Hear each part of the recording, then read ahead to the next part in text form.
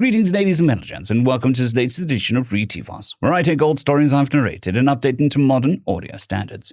This particular story is called So Our Children, written by MachDhai. Cape Canaveral, Florida, Earth, 2272. This is the President speaking. This broadcast is being sent to every colony, every station, every mining camp, and every ship in the Republic. Today we've received word that the lost Calfron's world has fallen. Confirmation that last of the Calfron's fleet was sunk, with no survivors. That their government in exile is en route with the last of their people to the colony station of Bernard Star.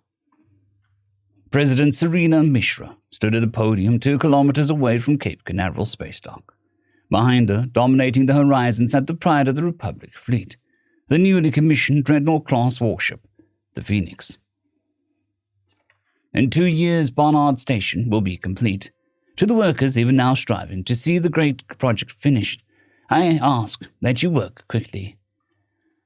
What was to be the greatest testament to human engineering, to be the first non-planetary space station, home from our future generations, will now be the last hope of the Calfron civilization and all the life on their birth world.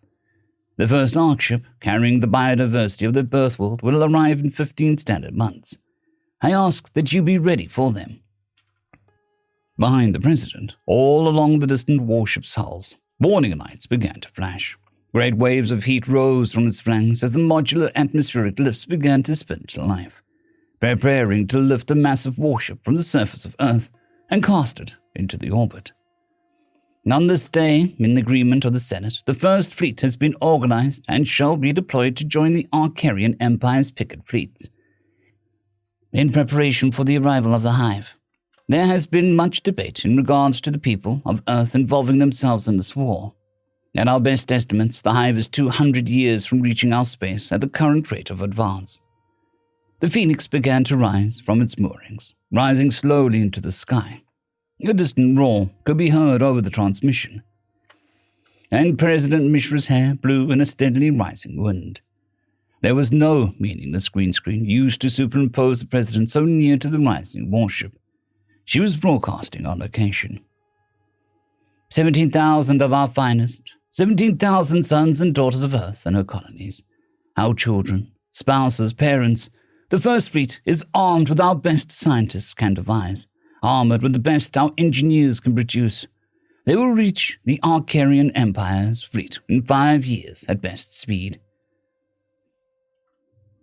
The massive ship rose into the sky before its own engines began to spin up, pushing it forward even as the modular lifts pushed it higher, where it would join and lead a fleet of dozens of humanity's finest ships. They will not be enough. Lunar Shipyards, 2327. This is the President speaking. President Alex Johnson smiled with a strange mixture of pride and sorrow as he delivered the opening lines in an historic speech. This broadcast is being sent to every colony, every station, every mining camp and ship of the Republic. Today we've received word that the Acheron Empire has fallen. Confirmation that the last of the Acheron fleet has withdrawn, but the selfless actions of the First Fleet. That their government in exile is en route with the last of their people to Barnard Star. In the background, seen through an expansive window, the newly commissioned Dreadnought-class warship, the Phoenix, could be seen. Cables burst free of its hull, drifting away before retracting into the shipyard's construction struts. Expansion of Bernard Station is due to be complete in 1 year. This project, co-funded by your taxes and the Calfron people, co-built by human and Calfron's technicians and engineers, co-designed by ours and their scientists, will house the Acheron Empire's government in exile and the last of their people. In 11 months' time, the first Ark ships from the Acheron whole world will arrive. I ask of you working there to be ready for them. The massive warship, twice the size of its predecessor, began to activate her running lights, began to shake off the last of the retaining clamps that held her in the moorings of the lunar shipyards. On this day, in full agreement of the Senate and the Calfron's people, the second founding of the First Fleet will be deployed to join the Izzy and Ma'id fleets in preparation for the arrival of the Hive. Just as when President Mishra first deployed 17,000 of our bravest sailors and a hopeless mission, there has been much debate on why we continue to fight a foe so far from our shores.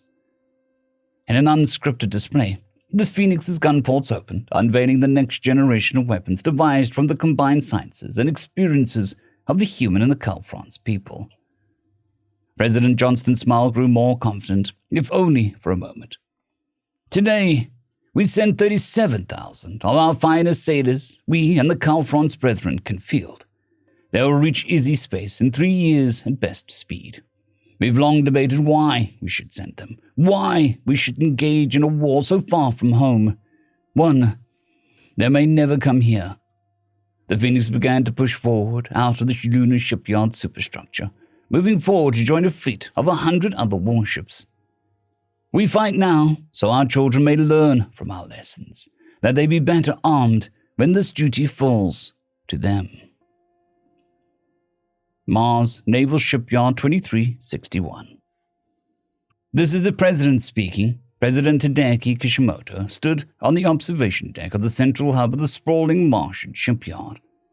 The structure fully encompassed Mars moons of Phobos. This broadcast is being sent to every colony, every station, every mining camp and ship of the Republic. Today, we've received confirmation that the final evacuation efforts of the Izzy Hellwolder is complete. The lightning strike of the Hive ship, which threatened to see the Izzy Mahidi fleet sunk, was successfully, if temporarily, repelled. The first fleet was lost with all hands in a rearguard action, which allowed the Izzy and the Mahid fleets to break contact and reorganize an effective resistance to the Hive's assault. At his back, the newly recommissioned Dreadnought-class warship, the Phoenix, powered its engines for the first time, breathing life into the proud warship's third incarnation, forged of the combined sciences of 3 races, all experienced with fighting and losing to the Hive. The Phoenix would have been strangely alien to the President Mishra's eyes. The first Arc ships departed from the Izzy homeworld 2 years ago have already arrived at Bernard Star. The survivors of the Izzy fleet make full speed to the Mahid stellar line. From these prepared defenses, the Izzy fleet will join with the Mahid, Yastai, Bolnoyan, and the Kenqua fleets. As had happened some 30 years prior, the captain of the Phoenix went off the script and opened her gun ports. Dense arrays of powerful weapon systems came online, bristling all along the heavily armored hull. On this day, in full agreement of the Senate, the Calfrons and the Acheron people had both fully unified and were represented within the Republic's government and Senate, no longer standing as separate governments in exile. The third founding of the First Fleet has been commissioned. The fleet, led by the Phoenix, will make haste to the stellar line and will arrive in 1 year at best speed. The Phoenix pulled out on the sprawling moon-turned shipyard's moorings. 3 huge turrets traversed with a speed belaying their size. 3 turrets, each mounting a massive main guns, flashed red with heat as the weapons fired. Seconds later, the surface of Deimos, already cratered from the centuries of weapons tests, splashed, and the tiny moon vanished in a slowly expanding cloud of debris. Today, we sent 270,000 of our finest. The First Fleet, 207 of our finest warships. We send them now to fight a war 100 years from reaching our borders, in the hope that our children will have the time and allies needed to prepare to take up the torch. Bernard Sphere Shipyard, 2580. This is the President speaking. Kommel was the first half-human, half-Calfron's president, and she stood proudly in front of a massive window in the expansive superstructure of Bernard Sphere's shipyards. This broadcast is being sent to every colony, every station, every mining camp and ship of the Republic. Seen through that window was the newly commissioned dreadnought, the Phoenix, as well as her 3 sister ships, all bearing names of similar connotations. The 4 huge ships were the result of the combined sciences of a dozen species, most of whom called the Bernard Sphere home, refugees of dozens of fallen civilizations, all victims of the Hive's advance. Today I announce the completion of the Dyson Sphere at Bernard Star and the first founding of the Second Fleet. On this day, in full agreement of the Senate, the Second Fleet will set course for the Sol system. There it shall join the 11th founding of the First Fleet and the fleets of 7 alliance species. Huge blast doors opened to reveal the black of space beyond, and the 4 huge warships began advancing under their maneuvering thrusters, taking their first steps into the void. We've launched no Ark ships from Earth. There will be no evacuation, for there will be no need. In that blackness of space, what might first have been seen as stars began to coalesce into patterns. Not the light of distant suns, but the engines of hundreds, thousands of warships moving in formation. Formations that would be led by the 4 largest warships to ever be built. Long has there been debate over President Mishra's decision to launch an ill-prepared fleet on a hopeless mission. Every soul of the First Fleet knew they would never set foot on Earth again. Never see parents and loved ones. The same held true for the second founding, the third, the 10th. The Phoenix has risen again and again, only to be slain on the talons of the Hive. Millions of Republic lives have been lost in a war that, for more than 300 years, could not be won. The dreadnoughts pulled free of the massive docks and made haste towards their waiting formations. Today, I proudly send 7 million of the Republic's finest sail, strongest ships, our bravest and brightest, to join their parents, their aunts and uncles, still serving in the First Fleet. For the first time in this war, 2 generations will fight side by side. For the first time, the Hive will know defeat. For the first time, we will give them no ground.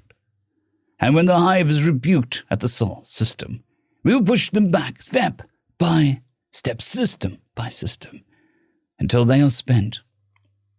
Distantly seen, those thousands of lights flashed and vanished into FTL, racing towards the Sol system. In 5 days, the Second Fleet will reach Earth. We fight now, so our children never need to take up the torch. End of story.